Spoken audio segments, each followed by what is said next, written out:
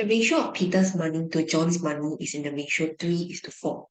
The ratio of John's money to Amber's money is 2:3.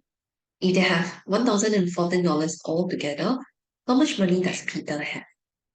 So currently the question has given us two ratios. So first thing first, we should record down all the ratios that they have provided first.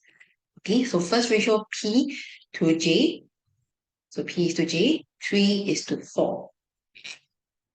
Second ratio, they give us J to Amber. Okay, so J to A is 2:3.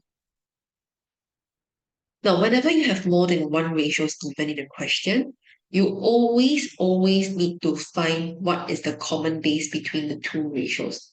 So some of our schools call it repeated identity.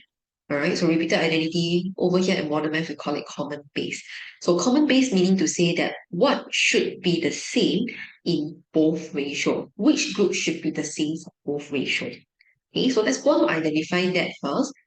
So if you look at your both ratios, notice there is someone who appears in both ratios. And that person is John, right? So if I have John 4 units here, I cannot have John here 2 units, right? It has to be the same person having the same number of units, okay? Which is why we find or identify our common base.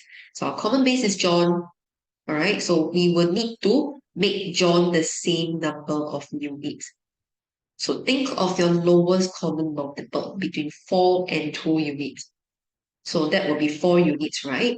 So I will have to times 2 to this second ratio to change John into 4 units. Now, of course, Amber will change accordingly also. The proportion and the relationship between them has to be consistent. Okay, so 4:6 now.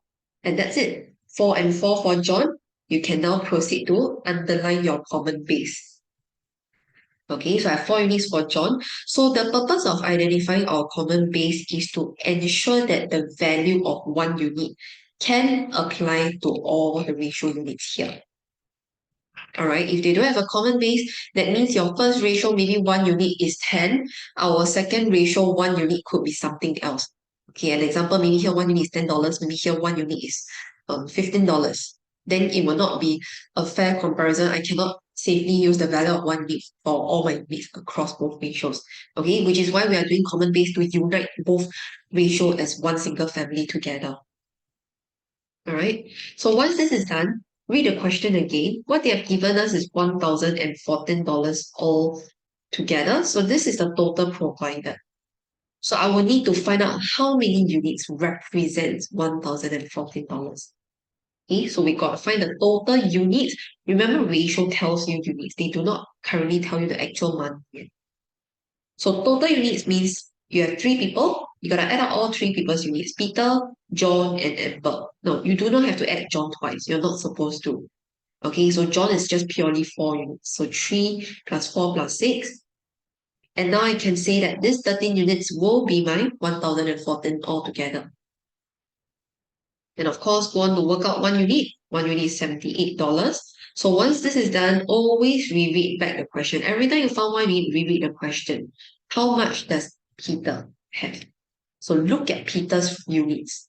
Peter has 3 units. So I need to find the value of 3 units, and that would be my Peter's money.